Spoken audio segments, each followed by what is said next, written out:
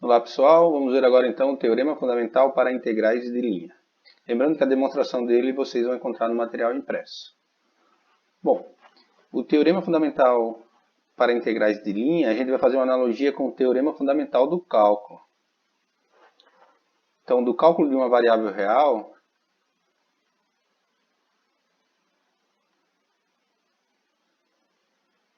eu vou botar assim para não ficar escrevendo muito. Então, do cálculo nos reais, né, no R1, digamos assim, a gente sabe que o teorema fundamental do cálculo, dizia o seguinte, que se eu integrar de um a até b uma função aí f' de x, dx, bom, a gente sabe que se eu estou integrando a derivada da própria função que eu estou derivando. Então isso aqui daria o fzinho no b menos o fzinho no a. A função que eu estou derivando. Por exemplo, a integral de 0 até π da derivada, vou botar assim, a derivada eu vou indicar assim, pode botar linha também, a derivada do cosseno de x dx. Bom, se eu derivar aqui antes de integrar o cosseno dá menos seno, e a integral de menos seno é o próprio cosseno. Então, de fato, isso aqui dá cosseno de π menos cosseno de zero. Daria menos 1, que dá menos 2. Então, o operador, digamos assim, que vai fazer o papel de derivada aqui para a gente em funções vetoriais é o gradiente. O gradiente de uma funçãozinha f, que é a derivada de f em relação, se ela for do R3, né? A gente vai botar as três coordenadas já completas aqui para... Se for no R2, vai ter só duas coordenadas. Derivada de f em relação a z. Então, o gradiente vai fazer o papel da derivada. Então, suponha que eu tivesse que integrar, né, a integral do gradiente é um vetor, né, dr. A integral de linha disso aqui. O que a gente quer fazer é uma analogia, né, vou botar uma interrogação aqui, com o teorema fundamental do cálculo para integrais de linha, ou seja, eu estou integrando uma derivada, eu não preciso integrar. Então, a gente espera que a integral de linha do gradiente de f vai dar o próprio fzinho aqui. Eu vou colocar o teorema aqui, então, e a gente vai enunciar ele. Então, o teorema diz o seguinte, ó, seja C uma curva lisa, eu vou ter que ter algumas condições, né? Observe que eu estou derivando f, espera-se, então, que essas derivadas aqui sejam contínuas, ou seja, que o gradiente de f seja uma função contínua, senão eu tenho problemas aí em alguns pontos para garantir que esse f exista. Então ele diz o seguinte, seja C uma curva lisa, dada por uma função vetorial r de t com t de a até b.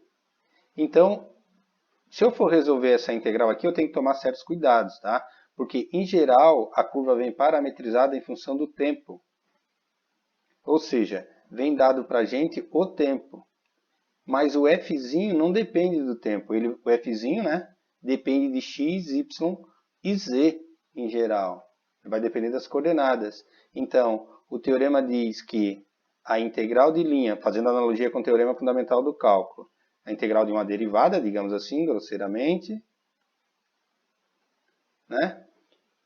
Observem que seria o f, eu vou deixar aqui entre parênteses, assim de propósito, menos um f, então f no ponto final, menos um f no ponto, observe o que eu estou falando, ponto inicial e final, final, inicial. Então o que acontece? Eu não posso botar aqui, ó, b e a, porque se eu fizer isso, esse cara aqui é t, mas o meu f, ele depende de, ele quando vem escrito, quando eu for encontrar ele, que vocês vão ver, que é a tal da função potencial, ele depende de x, y e z, né?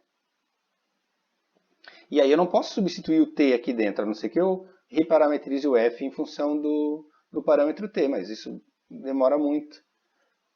Então, o que eu tenho que fazer? O que é o ponto final e o ponto inicial? Bom, o ponto final é botar o b no caminho, né? Então, imagine aqui o meu caminho, essa é a minha curva C.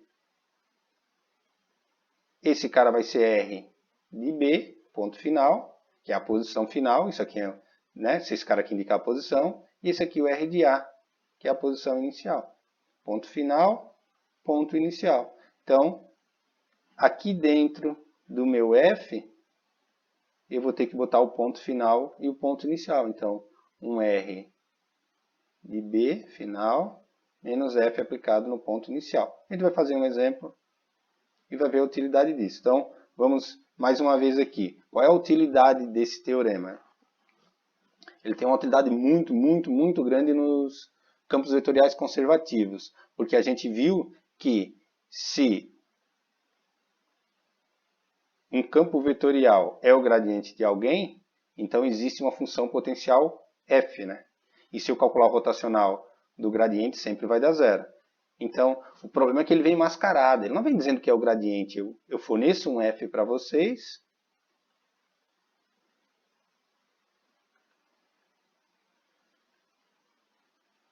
Forneço um f qualquer. E aí peço para calcular o trabalho ao longo de um caminho qualquer, né?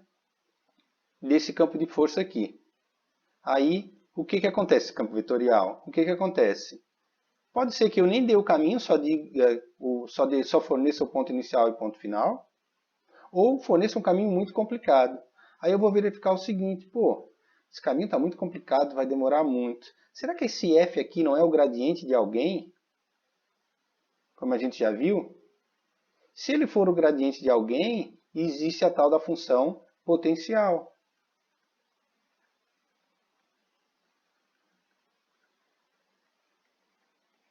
E aí eu posso fazer o seguinte, o exercício, né? Ou eu estou querendo calcular o trabalho, que é a integral de linha de f dr. Pô, mas eu verifiquei que f é conservativo. De que forma? Rot de f igual a zero. Claro, garantindo todas as condições e que o f tem coordenadas contínuas, que as derivadas são contínuas, porque senão eu não garanto a existência desse f aqui, do fzinho.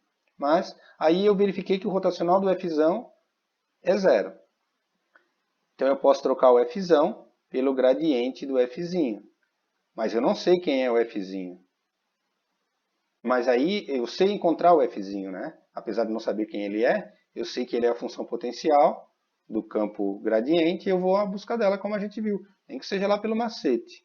E aí, pelo teorema fundamental da integral de linha, eu vou ter o ponto final e ponto inicial. É o fzinho aplicado no ponto final. Posso até botar, às vezes pode até botar assim, ó, um bzão. B não tem nada a ver com aquele bzinho. Esse é o ponto final menos f no ponto inicial. Digamos que o meu caminho aqui é o ponto final e aqui o ponto inicial.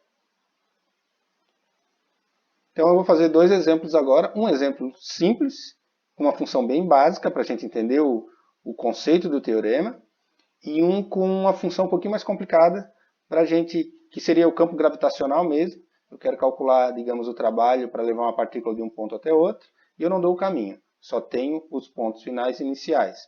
Bom, se eu não tenho caminho, não teria como calcular o trabalho. Aí a gente vai ver, opa, mas esse cara é conservativo. O rotacional é zero. Se o rotacional é zero, tem função potencial. Se tem função potencial, eu posso trocar essa integral de linha por essa e não calcular a integral de linha, na verdade.